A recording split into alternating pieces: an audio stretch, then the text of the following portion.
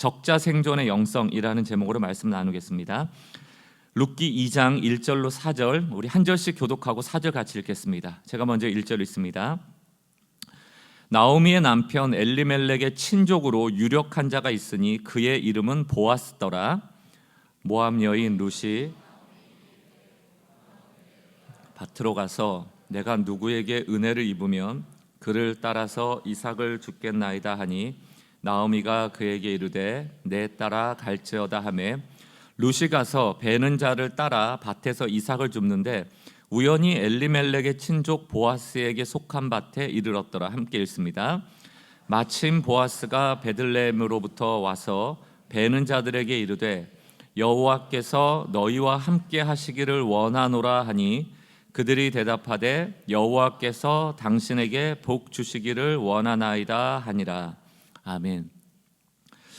오늘 이제 설교 제목을 많이 고민했습니다. 이제 흘리는 것이 영성이다 뭐 이런 제목도 생각하다가 좀 유머스러운 사자성어가 보였는데 그게 오늘 설교를 잘 담은 사자성어라고 생각이 들었습니다. 우리가 보통 적자생존이라고 할 때는 적합하다 할 때 적자생존을 쓰거든요. 그러니까 적합한 자가 살아남는다. 그러니까 세상의 논리로 치면 좀 강한 자가 살아남는다는 약육강식의 논리가 이 단어 안에는 포함이 되어 있습니다. 근데 그 약간 유머스럽게 바꾼 거예요. 앞에 있는 적자, 적합한 사람이 아니고 손해 본다 할 때 적자, 적자생존, 손해 봐야 산다. 오늘 설교 제목입니다. 그러니까 아마 좀 사자성어를 아시는 분들은 주보 보면서 적자생존 이거 아닌데라고 하시는 분들이 있었을 거예요. 이 적자라는 것은 말 그대로 붉은 글자. 그러니까 예전에는 손해 본 내역을 표기할 때 붉은색 잉크를 썼다 해서 적자라고 얘기를 한다고 합니다. 손해봐야 산다. 세상의 법칙은 아니죠. 세상은 힘이나 권력이나 좀 많이 가져야지 이 세상에 살아남기 편하다라고 얘기를 하는데 손해보는 인생이 살아남는다? 이거는 선뜻 이해가 되지 않습니다. 그러나 성경의 원리를 보면 이게 맞죠. 왜냐하면 하나님은 늘 약한 자의 하나님이시고 적자, 손해보는 인생에게 은혜를 채우셔서 이끌어가는 은혜가 있다는 것이 성경의 메시지이기 때문입니다. 이게 또 지난주에 살펴봤던 헤세드의 맥락이기도 합니다. 오늘 계속해서 룻기는 이 헤세드에 대한 이야기를 계속하고 있거든요. 손해보는 인생이 되라, 그 얘기하고 있는 것입니다. 지난주에 헤세드가 뭐라고 했습니까? 이게 쌍방간의 계약인데 우리 잘해보자. 근데 잘해보되 끝까지 잘하자. 이 두 가지라고 말씀드리지 않았습니까?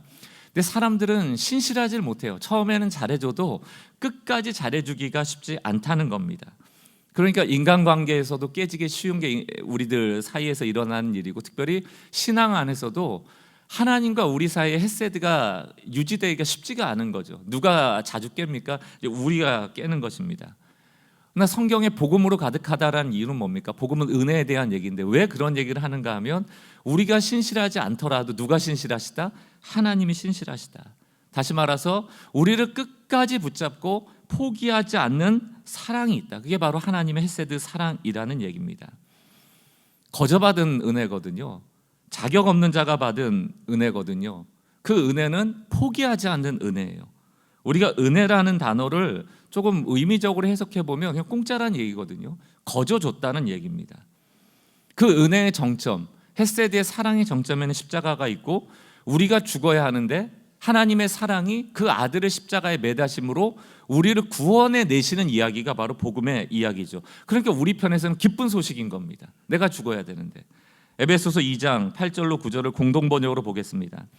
여러분이 구원을 받은 것은 하나님의 은총을 입고 그리스도를 믿어서 된 것이지 여러분 자신의 힘으로 된 것이 아닙니다. 이 구원이야말로 하나님께서 주신 선물, 거저 주신 거래, 공짜라는 얘기입니다. 9절, 이렇게 구원은 사람의 공로로 이루어지는 것이 아니기 때문에 아무도 자기 자랑을 할 수 없을 것입니다. 그러니까 은혜 받은 사람하고 안 받은 사람은 그냥 금방 압니다. 은혜 받은 사람은 늘 겸손하고요. 은혜 사라진 사람은 늘 자랑이에요. 그러니까 은혜 반대말은 자랑입니다. 하나님의 헤세드는 복음으로 우리에게 주어진 은혜로 주어진 것이지 우리의 공로나 우리의 자격으로 얻어낸 것이 아니란 얘기죠. 그럼 하나님께서 우리에게 헤세드의 은혜, 거저 주시는 은혜, 그러니까 우리는 신실하지 않았는데 하나님의 신실함으로 말미암아 포기하지 않는 그 은혜를 우리에게 베푸시면서 우리에게 바라시는 게 뭘까? 너무나도 단순한 얘기죠. 너희도 내 이웃에 대하여 포기하지 마라. 그 얘기예요. 여러분, 우리가 잘해주는 사람한테 잘 못해주는 사람은 거의 없습니다. 잘해주죠. 문제는 항상 뭡니까? 잘 못해주는 사람. 우리는 보복심, 복수심 그게 있어요. 너가 나한테 이렇게 대하는데 내가 너한테 뭐하러 잘해줘? 너가 나한테 잘 못해줬으니까 나도 너한테 잘 못해줄 거야 라고 하는 것이 세상의 법칙이잖아요. 근데 하나님께서 우리가 잘못할 때도 은혜를 베풀었으니 너도 꼭 이 은혜를 기억하고 너한테 잘 못하는 사람한테도 잘 대해줘. 내가 너희를 포기하지 않았듯이 너희도 그 사람을 포기하지 않았으면 좋겠어. 이게 하나님께서 우리에게 하는 부탁인 것이죠. 여러분에게 신실하지 못한 사람을 여러분들이 끝까지 포기하지 않고 신실하게 대하면 어떤 일이 벌어지는가? 그 신실한 사람만 복 받는 게 아니에요. 두 사람이 다 복을 받습니다. 두 사람이 다 회복되는 거죠. 그러나 반대로 너가 계약 먼저 깼으니까 나도 깬다. 그러면 하나님이 우리에게 주신 은혜의 이야기, 그게 복음이잖아요. 그 복음의 이야기가 우리의 삶에서 재생산되어지는 그 통로들이 다 막히는 겁니다. 예수님이 하신 복음의 이야기 이외에는 복음이 없어져 버려요. 그러나 하나님께서 우리에게 부탁하시는 것은 계속 복음, 그 아름다운 이야기가 재생산되기를 원하는 것이죠. 왜 우리가 세상이 삭막하다고 느낄까? 아마도 그 이유는 아무도 참지 않는 데서 이유를 찾을 수 있을지도 모르겠습니다. 아무도 안 참아요. 다 보복심, 복수심, 그거를 페어하다, 공평하다라고 생각하는 것 같습니다. 하나님이 우리에게 요구하시는 헤세드는 누군가 너에게 잘해주지 못할 때에라도 너만큼은 잘해줘라. 복음을, 그 이야기를 만들어내는 자들이 되라고 말씀하시는 것입니다. 오늘 상대방을 포기하지 않은 그 대표적인 인물이 룻입니다. 실상 나오미의 상황이 어떻습니까? 뭐 아무것도 없는 사람이잖아요. 나오미가 앞으로 룻에게 잘해줄 수 있는 가능성이 있습니까? 없어요. 처음에 시어머니하고 며느리 될 때는 서로 잘해주자, 결혼을 통한 계약이 성립이 됐는데 이제 나오미에게는 더 이상 룻에게 잘해줄 수 있는 게 없습니다. 계약 파기죠. 그러니 룻도 나오미를 떠나면 됩니다. 나오미를 떠난다고 아무도 그 룻을 탓할 사람이 없어요. 첫째 며느리 오르바를 보십시오. 모압으로 돌아간 것을 아마 많은 사람은 더 지혜로운 선택이라고 말할 것입니다. 그런데 룻은 나오미를 떠나지 않죠. 자기에게 잘해주지 못하고 앞으로도 잘해줄 가능성이 없는 나오미 앞에 신실한 겁니다. 며느리로 들어올 때도 신실했고 아무것 없는 나오미의 삶을 보면서도 그를 포기하지 않고 신실하게 대해주고 있는 것이죠. 그러니까 룻이 바로 하나님의 사랑을 보여주는 예표 같은 것이에요. 포기하지 않는 사랑. 헤세드를 정리하면 이런 겁니다. 둘 다 잘해줄 수 있는 상황이 오면 얼마나 좋겠어요. 그러나 이 세상은 각자에게 다른 환경이 주어지기 마련입니다.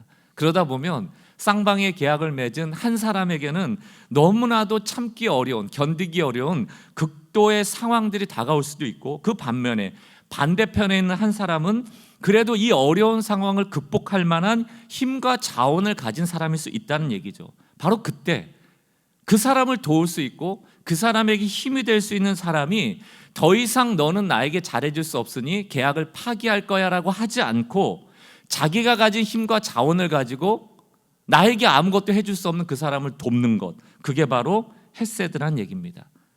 그 사람을 잘해주면 어떤 일이 벌어진다고? 나만 잘 되는 게 아니에요. 나만 하나님께 복 받는 게 아니고 그 두 사람 모두가 회복되어지고 그 관계가 깨어지지 아니하고 하나님께서 두 사람에게 복 주신다. 모두를 잘 되게 하신다. 이게 영적인 원리죠. 로마서 15장은 이 원리를 간단하게 요약하는 설명 중에 하나입니다. 로마서 15장 1절 세 번역으로 봅니다. 믿음이 강한 우리는 믿음이 약한 사람들의 약점을 돌보아 주어야 합니다. 우리는 자기에게, 다시 말하면 믿음이 좋다라고 강하다라고 해서 내 좋을 대로만 해서는 안 된다는 거예요. 나의 유익만을 따져서는 안 된다는 거예요. 나오미 이제 더 이상 나한테 도움이 안 되네, 나한테 줄 게 없네. 모압 땅 갈 때는 부요해서 갔잖아요. 풍요롭게 갔잖아요. 그때는 내가 며느리로 들어가면 잘 먹고 잘 살 줄 알았는데 이제 시어머니 망했네. 나도 버릴 거야. 이건 세상의 방식이고요. 영적인 방식은 그 약해진 사람의 약점을 감당함으로 좀 내가 힘들어도 내 좋을 대로 결정해서는 안 된다는 영적인 원리를 말하는 겁니다. 우리 주변에 믿음이 강한 분들이라고 좀 말하시는 분들 보십니까? 믿음 좋은 사람. 다 그런 건 아니겠지만 왕왕 믿음이 좋다라는 이유로, 내가 믿음이 좀 더 강하다라는 이유로 다른 사람 가르치려 들고 나만 옳다라고 하면서 다른 사람 비판하고 비난하고 틀렸다고 하면서 싸우려는 사람들 많이 보시잖아요. 믿음의 강함을 힘처럼 생각해요. 믿음의 강함을 옳은 것처럼만 생각을 합니다. 믿음의 강함을 권력처럼 여기는 경우가 많아요. 매우 복음적이지 않은 생각이죠. 복음의 관점에서는 주님의 뜻이 뭡니까? 너가 강하다면 약한 자의 약점을 돌보는 것이 마땅하다. 너 좋을 대로 말하고 너 좋을 대로 비난하고 너 옳은 대로만 할 것이 아니고 약한 자의 약점을 끌어안으라는 얘기죠. 그럴 때 교회라는 공동체는 살아난다는 얘기예요. 결국 교회를 망치는 사람들이 누굽니까? 늘 문제 일으키는 목사 장로라니까요. 믿음이 강하다라는 사람들 아닙니까? 우리는 예수님이 우리에게 십자가에서 베푸신 헷세대 사랑의 이야기를 이어가야 할 소명과 책임이 있습니다. 이렇게 정리할 수 있죠. 약한 자를 포기하지 않는 헷세드만이 복음, 곧 사람을 살리는 아름다운 이야기를 계속해서 만들어가게 하는 거예요. 그러니까 여러분들 하나님의 아름다운 이야기를 이어가고 싶으세요? 여러분의 삶에서 그런 것들이 드러나고 싶습니까? 유일한 방법이 헷세드예요. 포기하지 않는 사랑. 근데 이게 어려워요, 쉬워요? 어렵단 말이죠. 이게 세상의 방식과는 아예 다른 방식 아닙니까? 그런 의미에서 헷세드는 세상의 방식, 그러니까 어찌 보면 타락한 본성 안에는 나만 잘 되고 싶은 욕심이 있잖아요. 이 타락한 본성에 저항하는 방식인 거죠. 싸워야 되는 거예요. 자연스러운 방식이 아니라는 얘기입니다. 언젠가도 말씀드린 신앙엔 두 가지가 있다고 말씀드렸잖아요. 온도계 같은 신앙이 있고 온도 조절기 같은 신앙이 있다. 온도계는 그냥 세상에 들어가면 세상의 온도에 맞춰져 버리는 거예요. 순응해 버리는 거죠. 그러나 우리는 순응하면 안 되고 그 세상에 저항해야 된다. 지금 세상의 온도가 예를 들어 2도인데 15도까지 올려야 된다. 우리가 온도 조절기가 돼서 거기 온도를 올리는 자들이 돼야 된다는 얘기죠. 저항하는 삶. 그 저항하는 사람을 통하여 결국 하나님은 일하시죠. 그래서 오늘 이 룻기는 오르바의 이야기를 적고 있는 게 아니고 세상의 지혜로움을 적고 있는 게 아니고 망해버린 나오미로부터 탈출해서 나만 잘 되는 이야기를 적는 게 아니고 룻의 이야기를 적는 거예요. 헷세드의 이야기죠. 오늘 저항하는 그리스도의 삶에 대하여 좀 나눌 텐데 그 핵심에는 이삭 줍기의 내용이 있습니다. 오늘 이 룻기 2장의 내용이 뭐냐면 이런 거예요. 지금 시어머니 나오미하고 며느리 룻은 베들레헴이라는 고향 땅으로 돌아왔지만 그냥 표현이 안 돼 있지만 그냥 거지예요. 지금 먹을 것도 없습니다. 그냥 내버려두면 굶어 죽게 생긴 판에 온 겁니다. 다행인 것은 베들레헴의 보리추수에 시작돼 왔기 때문에 남의 밭에 들어가서 이삭이라도 주워 먹을 수 있는 기회를 맞았다. 그게 지금 룻기 2장의 이야기입니다. 여러 메시지가 있지만 오늘은 이삭 줍기에 저희가 집중하여서 메시지를 보려고 합니다. 왜냐하면 이 이삭 줍기라는 하나님이 만드신 제도, 법, 명령이 바로 세상의 방식에 저항하는 삶을 보여주는 좋은 예이기 때문입니다. 여러분 보세요. 많은 밭을 가진 사람일지라도 누군들 더 많은 곡식을 얻고 더 많은 열매를 얻길 원하지 이삭 슬렁슬렁 흘리고 다니고 막 포도 열매 남아있는데 안 따고 돌아다니고 그런 거는 세상의 방식이 아니잖아요. 한 송이도 남김없이 따서 팔아야 돈이 되고 한 톨이라도 남김없이 거두어서 팔아야 돈이 되는 게 아닙니까? 그런데 결국 세상의 방식대로가 아닌 저항하는 방식으로서의 이삭 줍기는 그럼 뭘 뜻하는가? 흘리고 다니라는 거예요. 열매 따지 말라는 얘기입니다. 그래서 이삭 줍기가 우리에게 주는 핵심적인 메시지는 거룩한 낭비입니다. 의지적으로, 의도적으로 흘리고 다니라는 얘기예요. 우리 여기 부자들 잘 들으세요. 흘리고 다니셔야 돼요. 그게 영성입니다. 오늘 그래 설교 제목이 사실은 흘리고 다니는 게 영성이다. 라고 제목을 지으려고 했습니다. 흘릴 줄 아셔야 돼요. 현대인들은 100원짜리 하나도 손에 안 보려고 합니다. 그거 하나라도 잘 챙겨서 꼬박꼬박 모아서 부자 되는 것, 그걸 지혜라고 얘기합니다. 손해보는 거 못 참죠. 그러나 오늘날 이삭 죽기에 담긴 하나님의 헷세대 메시지는 그 반대거든요. 그러니까 이런 성경을 읽을 때마다 힘든 거예요. 거룩한 낭비가 습관이 되지 않고 흘리는 게 습관이 되지 않으면 하나님의 마음을 알기도 어렵고 하나님의 헷세대를 이해하기도 어렵습니다. 이삭 죽기에 대한 하나님의 명령을 좀 우리 살펴보자고요. 레위기 19장입니다. 세 번역으로 보겠습니다. 9절. 밭에서 난 곡식을 거두어 드릴 때에는 밭 구석구석까지 다 거두어 드려서는 안 된다. 밭에 내 구퉁이 거두지 말라는 얘기예요. 구석구석까지 다 하지 마라. 거두어 드린 다음에 떨어진 이삭을 주어서도 안 된다. 10절. 포도를 딸 때에는 모조리 따서도 안 된다. 포도밭에 떨어진 포도는 주어서도 안 된다. 가난한 사람과 나그네 신세인 외국 사람들이 줍게 그것들을 남겨두어야 한다. 내가 주 너희의 하나님이다. 다시 말하여 내가 바로 헷세대 하나님이다. 나는 외국인이라고, 가난한 자라고, 신 입장에 봐서 아무 쓰잘데기 없는 존재라고, 나는 그들을 버리지 않는 하나님이야.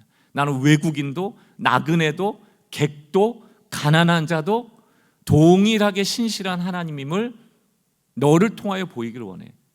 너 땅 많지? 너 열매 많이 거두지? 그때 흘리고 다녀. 그 얘기예요. 싹쓸이하지 말라는 얘기입니다. 다른 사람 생각하라는 얘기입니다. 여러분, 이 레위기 19장이 쓰여진 이 배경도 중요한데, 레위기 19장 전체 주제는 뭐냐면 하나님은 거룩하다는 얘기입니다. 그 거룩한 하나님이 우리에게 무엇을 요구하시는가? 이게 율법의 대강령이잖아요. 그게 뭡니까? 하나님 사랑하고 이웃 사랑이라. 하나님만 사랑하라고 하지 않아요. 하나님 사랑하고 이웃 사랑이라. 여러분, 세상의 종교, 일반적인 종교는 신에게만 헌신하면 됩니다. 신에게만 잘 보이면 돼요. 왜 신을 찾아갔어요? 내 문제 해결해달라고 찾아간 것 아닙니까? 세상의 방식으로 문제 해결할 수 있고 세상 사람들이 내 문제 해결할 수 있을 것 같으면 왜 신을 찾아갔겠습니까? 사람들 못 해결하거든요. 그러니까 신 찾아간 거예요. 그러니까 누구한테만 잘 보이면 돼요? 신한테만 잘 보이면 돼요. 내가 신한테만 잘 보이면 신이 내 문제 해결해 줄 거야. 그게 종교 아닙니까? 그러니까 복음은 달라요. 기독교는 다릅니다. 하나님의 사랑에 반드시 이웃 사랑으로 보여야 돼. 그게 기독교의 본질이에요. 하나님 사랑과 이웃 사랑이 같은 사랑이라는 것.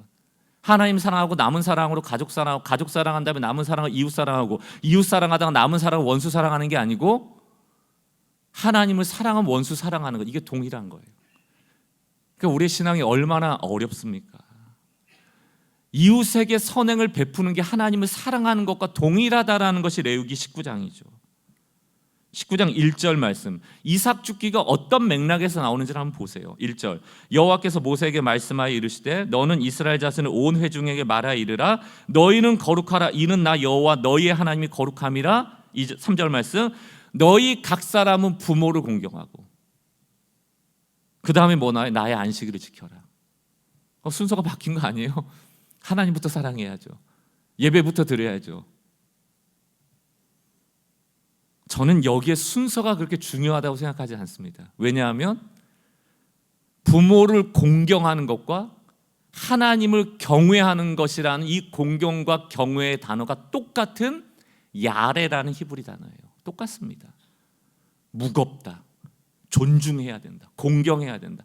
그러니까 하나님 예배하면서 부모 존경하지 않으면 가짜라니까요. 그렇게 보시면 됩니다. 시어머니 어렵죠. 시부모님 어렵죠. 자식들도 부모님을 이해하는 게 어렵죠. 시대가 다르고 세대가 다르잖아요. 그럼에도 불구하고 하나님 사랑보다 뒤처지지 않는 것이 부모에 대한 효도예요. 그걸 말하는 게 복음의 근간 기독교입니다. 마태복음 5장 23절, 예수님께서 신약에서 뭐라고 얘기하십니까? 그러므로 예물을 제단에 드리려다가, 하나님 예배하는 거잖아요. 내 형제자매에게 원망 들을 만한 것이 생각나거든. 24절, 예물을 제단 앞에 두고 하나님 예배하는 일을 멈추고 먼저 가서 형제와 화목하라, 이렇게 돼 있잖아요. 이런 설교를 들을 때 갑자기 일어나는 성도들이 생겨야죠. 목사님 잠깐만 어머니한테 전화 좀 드리고 올게요. 그럼 하나님 갑자기 예배드려 어디가? 똑바로 안 앉아. 이게 아니고 다녀오시라고. 그게 맞다라는 얘기입니다.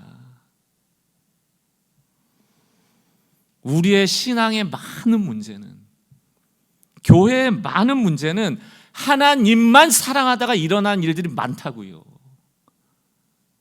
고르반 신앙. 나는 하나님께 드렸으니까 됐어. 나는 하나님께 예배 드렸으니까 됐어. 우리 지금은 좀 덜하지만 저 어릴 땐 그런 부모님들 많았거든요. 교회에서 사시는 부모님들이 많았습니다. 그러면 자녀들 다 방치하고 살잖아요. 그때마다 뭐라고 그래요? 하나님 다 알아서 해주신다고. 아니에요. 엄마 아빠 사랑이 필요해요. 집에 가시라고요. 애들 돌보시라고요.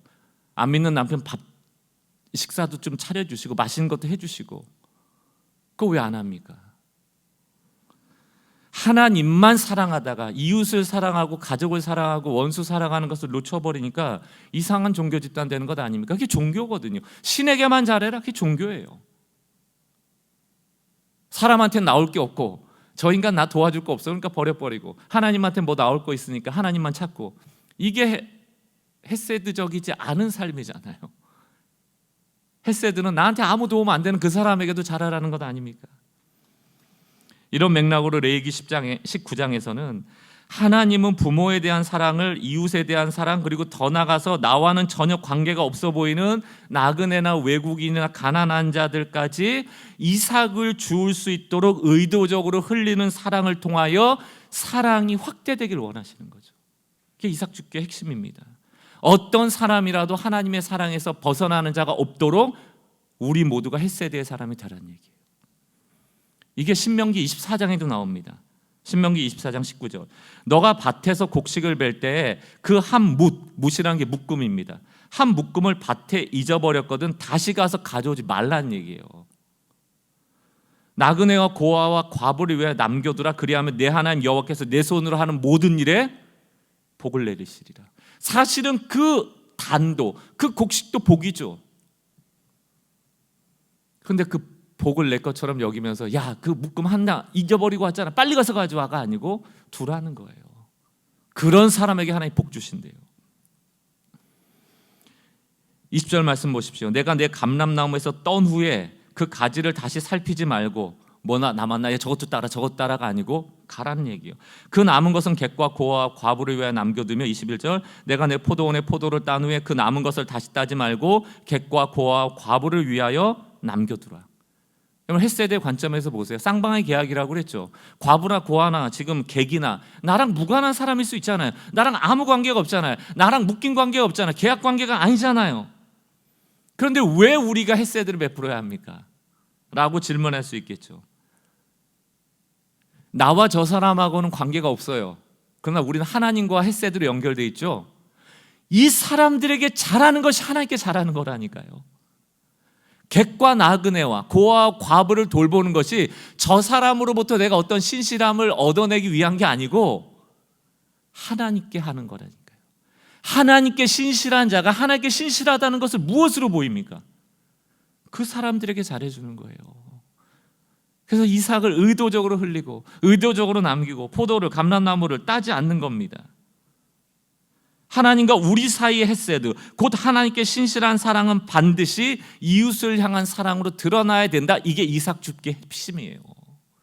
이걸 보여주려고 룻기가 적혀진 겁니다. 왜 우리가 우리와 아무도 관계없어 보이는 사람에게 잘해줘야 하는가? 마태복음 25장 40절 세 번역. 임금이 그들에게 말하기를 내가 진정으로 너희에게 말한다. 너희가 여기 내 형제 자매 가운데 지극히 보잘것없는 사람 하나에게 한 것이 곧 내게 한 것이다. 여기서 아주 놀라운 말이 있잖아요. 그 소자, 업심여겨도 될 그 자를 하나님 뭐라고 부르세요? 내 형제 자매라고 불러요. 너 형제 자매가 아니고 임금에 속한 자라니까요. 이상하지 않아요? 그 임금인데 내 형제 자매 임금님이 먹이시면 될 것 같은데 왜 그렇게 별 볼 일 없는 자로 두셨을까? 너가 도우란 얘기예요. 이게 굉장히 중요한 복음의 메시지입니다. 보잘것없는 자 역시 하나님께 속한 자를 안다면 하나님은 우리의 거룩한 낭비를 통하여 그 소자를 돕기 원하시는 것이죠. 한 주 동안 여러분 좀 잃어버린 거 있습니까? 손해본 거 있어요? 적자생존이라니까요. 적자생존. 흘리고 잃어버린 것을 통하여 하나님은 사람을 살리시거든요. 이렇게 생각하세요. 내가 너무 소중한 거 어디 지하철에 두고 내렸으면 필요한 사람한테 갔겠지. 그게 영성입니다. 물론 안 잃어버린 건 중요하죠. 아들들 키우다 보면 어때요? 초등학교 아들들 보면 막 멱살 잡고 싶을 때가 한두 번 아니잖아요. 제 기억에도 저희 어머니는 비 오는 날 우산을 안 주셨습니다. 아들을 사랑하지 않아서가 아니고 주면 잃어버리니까 웬만하면 맞고 가라. 주면 잃어버리니까. 그 영성을 저희 둘째가 그냥 고스란히 닮아요. 손에 쥐면 깨먹고 잊어버리고. 핵심을 아시겠죠? 너그러워지라는 얘기입니다. 너그러워지라는 거예요. 조금 흘리고 조금 모자란 듯한 삶, 그것이 누군가를 살리는 삶이 되더라. 하나님이 쓰시더라. 그 안에 아름다운 복음의 이야기가 만들어지더라. 사자성어 중에 대지, 야구, 대지, 지혜로운 사람, 큰 지혜를 가진 사람은 야구, 마치 우둔한 사람처럼 보인다는 거예요. 그런 것 아닙니까? 좀 뭔가 진리를 깨달은 사람이나 대인배들은 잔꾀 안 부리잖아요. 저것 좀 얻어내려고 막 꽁수 부리고 속이고 이런 거 안 하잖아요. 탐욕적인 방식을 안 취하잖아요. 그러다 보니까 세상 사람들이 봤을 때는 저 사람은 왜 이렇게 잔꾀 안 부리고 왜 세상의 방식을 안 쓸까? 마치 우둔해 보일 수 있죠. 그러나 그 사람이 실제로 대가라는 거예요. 대가라는 얘기입니다. 이 설교를 준비하면서 재미있는 예화가 있더라고요. 우화 같은 얘기입니다. 다람쥐, 이게 진짜인지 아닌지 모르겠습니다. 그런데 다람쥐가 이제 막 도토리 시즌에 막 입에 이만큼 물고 가서 땅에다 파가지고 묻고 막 이러잖아요. 그때마다 하늘을 이렇게 본다는 거예요. 하늘을 보는 이유가 자기가 숨겨놓은 위치를 파악하기 위해서 구름의 자리를 본다. 저렇게 생긴 구름이 있는데 밑에다가 내가 숨겨놨어. 얼마나 우둔합니까? 구름이 그 모양으로 그 자리에 그대로 있어요? 없죠. 어느 날은 먹구름이 있고 어느 날은 창창한 하늘이고 구름이 없죠. 그러면 그 다람쥐는 그 도토리를 못 찾는다는 얘기예요. 근데 놀랍게 그 겨울이 오면은 다른 동물들이 그 묻혀진 도토리를 우연히 찾고 그 생명을 이어간다는 얘기예요. 도토리에게 이 어리석음을 주신 분이 누굴까? 하나님 아닙니까? 도토리가 지혜로워서 봐요. 자기가 숨겨놓은 거 다 알아서 봐요. 지 혼자 먹고 살았겠지. 그러나 이 다람쥐의 우둔함이 그 생태계를 살린다는 얘기예요. 우리도 좀 적당히 흘리도록 주께서 지어주셨는데 이 타락한 본성이라는 게 내 것만을 원하는 것 아닙니까? 하나님께서 우리에게 주신 은혜라는 게 나만을 위한 것이 아니고 적당히 흘리라고 주신 은혜인데 우리는 다 내 것처럼 여기면서 조금 더 흘리는 것을 아까워할 때가 얼마나 많습니까? 한 묶음 두고 와라. 그냥 감람나무, 포도나무 열매 보여도 그냥 두고 와라. 이렇게 신명기 24장에서 말할 때 19절부터 21절까지 이삭 죽기에 대한 얘기를 했잖아요. 근데 19절 바로 앞 18절, 또 21절 바로 뒤 22절, 마치 이 이삭 죽기를 감싸듯이 똑같은 구절을 말씀하시거든요. 그게 뭔가? 18절에는 이렇게 얘기합니다. 너는 애굽에서 종되었던 일과 내 하나님 여호와께서 너를 거기서 속량하신 것을 기억해. 이러므로 내가 이 일을 명하노라. 행하라, 명하노라. 이렇게 얘기를 합니다. 그러니까 그냥 이삭 죽기 하도록 흘리라는 게 아니에요. 내가 앞서 너한테 은혜 줬다니까. 줬기 때문에 이 일을 명하는 거야. 너한테 하나도 안 주고 이거 하라는 거 아니야. 내가 너에게 은혜 베풀었고 그 은혜는 흘리라고 준 은혜야. 그러니까 이 명령 따라서 행해 라고 말하고 쭉 행해야 될 것 적은 다음에 마칠 때도 22절에서 똑같이 얘기합니다. 너는 애굽 땅 종되었던 것을 기억하라. 이러므로 내가 내게 이 일을 행하라 명령하노라. 할지 말지 우리에게 선택하라고 하는 게 아니에요. 너가 은혜 받았어. 그 흘리라고 준 거야. 이건 너무 마땅한 거야. 그 얘기하고 있는 것입니다.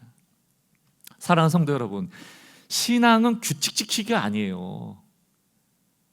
규칙을 지켰는지 못 지켰는지, 그것을 검열하고 이거 지켰어, 이거 못 지켰어, 그거 따져가지고 10개 중에서 8개 지켰으니까 이번에 하나님께서 80% 복 주시겠네, 4개 지켰으니까 40% 복 주시겠네, 나는 이번에 하나도 이 규칙을 못 지켰으니까 하나님 벌 주시겠네. 온통 내가 받을 복과 내가 받을 벌에 집중하라고 신앙을 우리에게 주신 게 아니고, 은혜 주신 게 아니고, 우리의 신앙은 헤세드가 되라고 주신 거예요. 내가 너에게 먼저 은혜를 베풀었어. 그 은혜의 목적은 흘리라는 거예요. 규칙이 아니고 헤세드라는 것을 아는 사람들의 삶에는 내가 받은 은혜를 기억하고 이거 흘려보내라고 주신 것이지를 알기 때문에 그 사람의 삶에 뭐가 만들어진다고? 복음이 만들어진다고요. 복음의 이야기가 재생산된다고요. 그러나 규칙 지키기의 사람들의 삶에는 너무 무섭죠. 건조하죠. 지적하고 비난하고 정죄하고. 그러니 공동체가 어떻게 복음의 공동체로 세워지겠습니까? 자꾸 신앙을 규칙 지키기처럼 여기시는 분들은 은혜만 강조하면 겁내요. 목사님, 은혜만 강조하면 안 돼요. 규칙도 강조하고 벌도 주고 상도 주고 해야 됩니다. 디도서 2장을 보십시오. 11절. 모든 사람에게 구원을 주시는 하나님의 은혜가 나타나 우리를 양육하되. 우리 규칙으로 성경 공부로 양육받는 거 아닙니다. 은혜가 양육하는 거예요. 우리가 받은 은혜 까먹으면 아무것도 아니에요. 우리 인생에 앞서가는 은혜 없으면 아무것도 아닙니다. 은혜가 우리를 양육해 갑니다. 계속해서 좀 읽어볼게요. 12절. 하나님의 은혜가 나타나 우리를 양육하시되 경건하지 않은 것과 이 세상 정욕을 다 버리고 신중함과 의로움과 경건함으로 이 세상을 살고. 뭐가 이렇게 만든다는 겁니까? 은혜가 이끈다니까요. 13절. 복스러운 소망과 우리의 크신 하나님 구주 예수 그리스도의 영광이 나타나심을 기다리게 하셨으니. 주님을 기다리게 하는, 종말론적으로 살아가는 것도 은혜가 이끌어 간다니까요. 14절. 그가 우리를 대신하여 자신을 주심은. 이게 은혜죠. 하나님 헤세드죠. 모든 불법에서 우리를 속량하시고 우리를 깨끗하게 하신 이유가 뭐라고요? 뒤에 나오잖아요. 선한 일을 열심히 하는 자기 백성이 되게 하려 하심이라. 은혜가 우리를 양육하고, 어떻게 양육해요? 선한 일을 하도록. 규칙 아니에요. 규칙은 우리를 건조하게 합니다. 규칙은 나만 잘 되게 하고요, 규칙은 남을 정죄하게 해요. 은혜는 모두를 살게 합니다. 우둔한 다람쥐 좀 되세요. 도토리 이만큼 물고, 이거 은혜잖아요. 아무데나 좀 버리고. 그런다고 다람쥐 죽습니까? 자기 먹을 건 있잖아요. 이 선한 일은 결국 이타적인 삶이고, 이타적인 삶을 해냈던 사람이 바로 보아스입니다. 보아스는 선한 사람이었고 이삭을 주울 수 있도록 자기의 밭을 내놓은 사람이죠. 룻기 2장 4절을 보십시오. 마침 보아스가 베들레헴으로부터 와서는 베는 자들에게 이르되. 이 베는 자는 이삭 줍는 자가 아니에요. 이제 자기 베는 자 뒤에 따라다니는 분들이 이제 이삭 줍는 자, 룻이 그 뒤에 있는 거고요. 자기가 고용한 베는 자들, 그 베는 자들에게 이르되 여호와께서 너희와 함께 하시기를 원하노라. 축복하는 인사하는 거예요. 그랬더니만 그 베는 자들이 대답하되 여호와께서 당신 보아스에게도 복 주시기를 원하노라라고 하는 겁니다. 이 인사말에 위대한 신앙이 담겨 있는 거죠. 이 밭을 주신 분이 하나님이요, 유대인들에게 땅은 하나님의 것이었으니까 이 땅을 주신 주인은 하나님이요, 이 밭의 곡식도 주인은 하나님이시요, 이렇게 풍성하게 지금 10년 만에 풍년을 주신 거잖아요. 이렇게 주신 분도 하나님이십니다라고 고백하고 있는 거예요, 서로를 향하여. 그러면서 이 고백의 이면에는 어떤 고백이 있습니까? 우리에게 이렇게 풍요로운 은혜를 주셨으니 베는 자의 뒤를 따라오는 이삭 줍게 하는 자들에게 이삭을 허락하는 것이 마땅하다라는 신앙 고백이 들어있는 거예요. 베는 자들에게 야, 하나도 싹싹 남김없이 싹 긁어 모아, 저 이삭 죽게 하는 것들 다 내쫓아. 이게 아니고 하나님이 주신 것이니 이삭 한 톨이라도 죽게 하라는 얘기예요. 이게 선한 일 아닙니까? 우리 삶에 적용해 보세요. 우리는 이 선한 일을 얼마나 축소하는지 몰라. 예를 들어 이런 겁니다. 거짓말하지 마. 그럼 거짓말만 안 해요. 진실한 말을 해야죠. 살인하지 말라? 그럼 육체적으로 사람 안 죽이는 것만 해요. 그럼 됐어. 저 사람 잘 살게 해야죠. 저 사람이 살려야죠. 이런 적극적인 건 안 합니다. 미워하지 마, 욕하지 마, 그러면 그런 건 안 해. 대신 그 사람을 사랑하거나 축복하지도 않아. 이런 거예요. 우리의 선한 삶이 얼마나 축소되어 있는지 모릅니다. 이삭 줍기 해라, 흘리고 다녀라, 좀 적자생존, 손해봐야 사는 것이다 아무리 얘기를 해도 우리는 이렇게 얄팍하게 변명할 수 있죠. 내가 언제 가난한 사람한테 해코지한 적 있어? 내가 객이나 고아나 과부한테 내가 나쁜 짓 한 적 있어? 내가 저 사람의 물건을 훔친 적 있어? 뭐 빼앗았어? 갑질했어? 아니잖아. 나는 아무 문제 없다니까. 저 사람한테 해코지한 적 없다니까. 나는 잘 살고 있다니까. 게다가 뭐 내가 저 사람들한테 가난해지라고 했어? 저들이 성실하지 않아서 가난한 거잖아. 나는 열심히 살았고 저 사람 열심히 살지 않았으니까 하나님이 나는 복 주고 저 사람은 안 준 거야. 끝. 맞는 얘기 아닙니까? 저 사람한테 잘못한 일이 없어 나는. 그러나 문제는 뭡니까? 잘한 일도 없어요. 하나님이 바라시는 헤세드, 선한 일은 이런 겁니다. 저 사람의 소유를 빼앗지 않은 것에 머물지 말고 나눠주라는 거예요. 저 사람에게 갑질하지 않은 것에 멈추지 말고 섬기라는 겁니다. 저 사람 괴롭히지 않은 것에 멈추지 말고 좀 도와주라는 거예요. 적극적인 삶의 방식이 세상의 방식과는 전혀 다른 이삭 줍기에 담겨있는 메시지인 것이죠. 말씀의 결론을 내립니다. 여러분 주기도문 잘 아실 겁니다. 주기도문에 보면 이런 기도가 있죠. 우리에게 일용할 양식을 주십시오. 그래서 우리라는 단어는 우리나라 사람은 내 나라인데 우리, 내 가정인데 우리 이렇게 1인칭을 3인칭으로 많이 쓰잖아요. 그런 의미에서 우리가 아닙니다. 이건 실제로 3인칭을 쓴 거예요. 우리에게 일용할 양식을 주십시오. 이상하잖아요. 각자가 먹고 살아야 되는데 각자에게 일용할 양식을 줘야 되는데 왜 우리에게 일용할 양식을 달라고 예수님이 기도를 가르치셨을까? 게다가 누군가에게 많이 주고 누군가에겐 적게 준 것 같지 않습니까? 이 땅을 살아가는 동안 부자와 가난한 자가 있다면서요. 그럼 누군가에겐 일용할 양식이 응답됐고 누군가에게 안 된 것 아닙니까? 그래서 우리가 가끔씩 하나님께 속상한 것 아니에요? 왜 우리에게 일용할 양식을 달라고 기도할 때 저 사람은 주고 이 사람은 안 줬냐고요.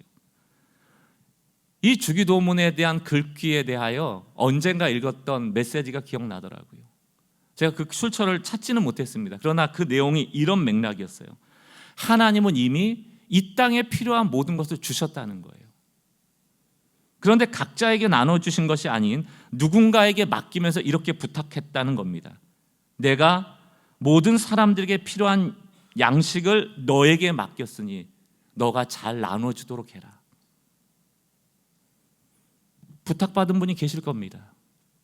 그러나 우리가 이 세상의 삶의 방식에 익숙해지다 보니까 하나님께 부여받은 은혜로서 주어진 것들이 마치 전부 나의 것처럼 여기며 하나님께서 부탁하신 메시지는 잊어버리고 나의 손에 쥐어진 풍요만 바라보고 있는 것, 그것이 우리의 모습은 아닌지를 겸손하게 메시지로 받아야 하는 것이죠. 추수할 땅도 하나님의 것이고 추수할 곡식과 열매도 하나님의 것이라면 그 이삭도 하나님의 것입니다. 하나님께서 원하시는 것은 누구도 그 모든 양식을 나의 것으로 취할 권한은 없다라는 얘기예요. 하나님은 그것을 모두에게 나눠주기를 원하시는 것이죠.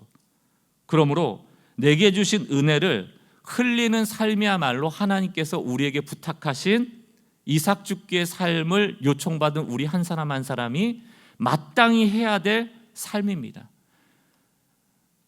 좀 우둔해질 필요가 있죠.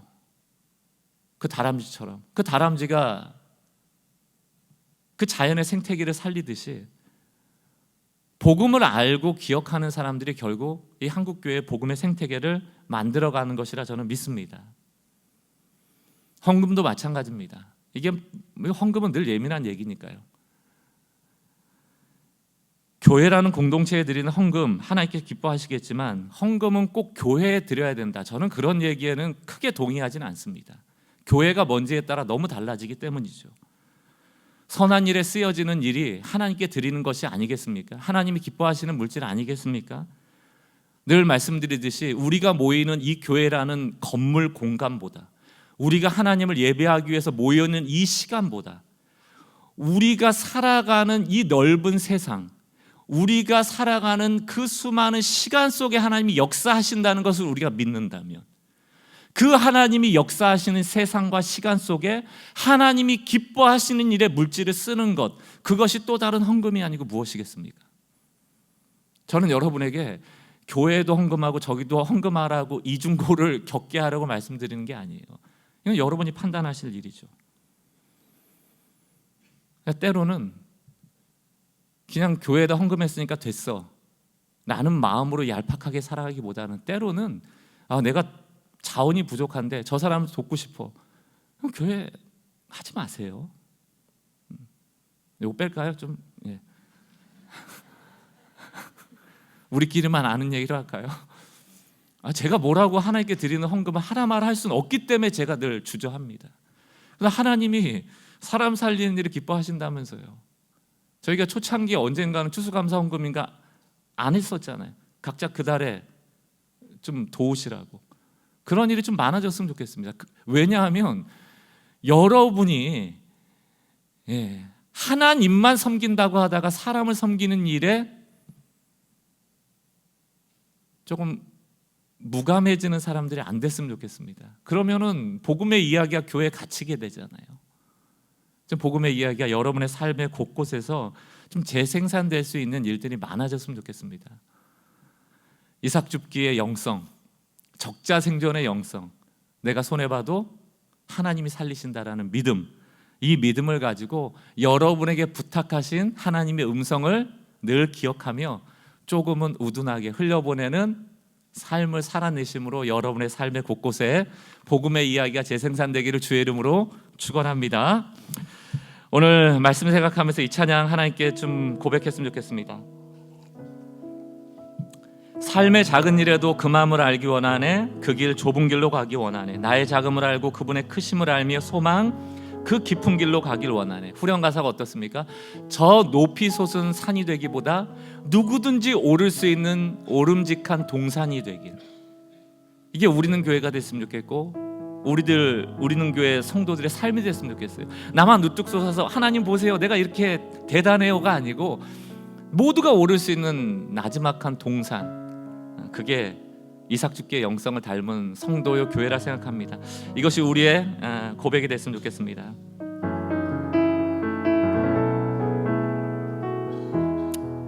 삶의 작은 일에도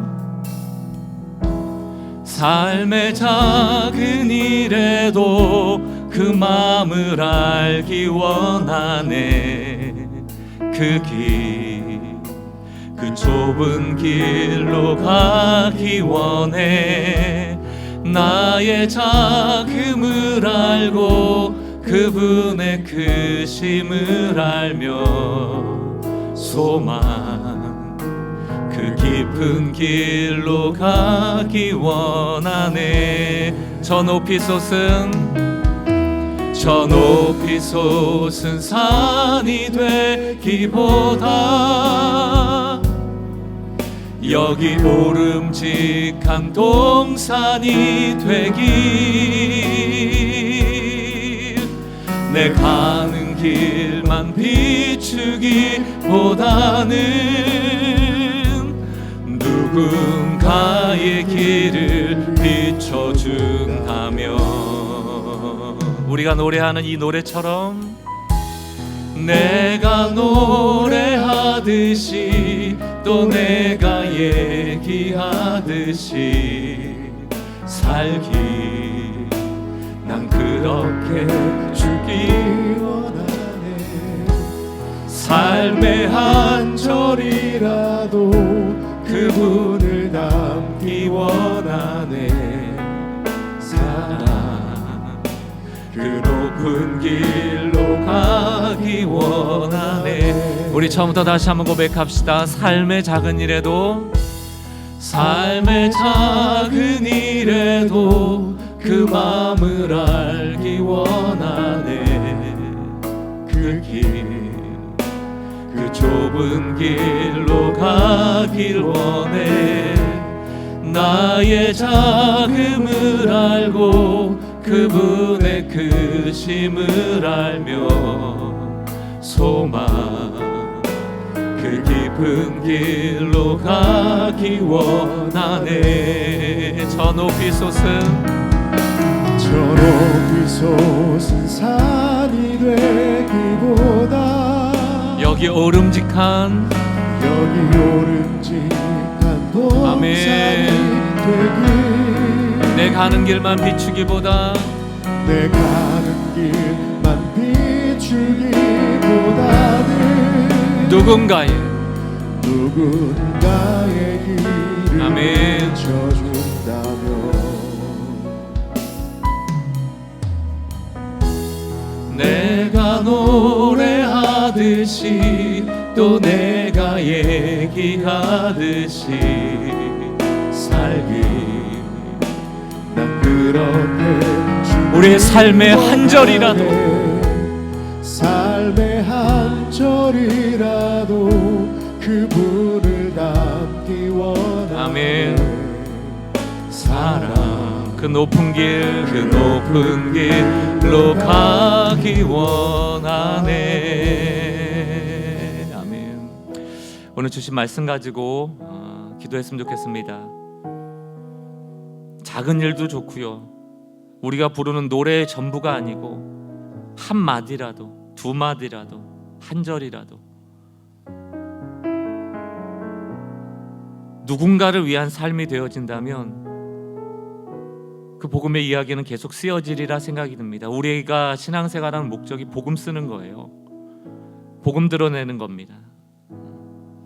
우리는 종교가 아니고 하나님께만 잘해서 되는 그런 종교가 아니고 우리한테 잘 못해주는 사람일지라도 그 약점을 마땅히 담당하라고 부름받은 복음인들입니다.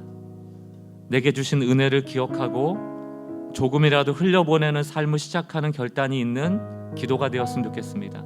저도 여러분도 오름직한 동산 되어지는 하나님이 쓰시는 룻과 보아스 같은 사람 되기를 구하면 좋겠습니다. 같이 조용히 오늘 말씀을 마음에 새기며 주님 앞으로 나갑시다.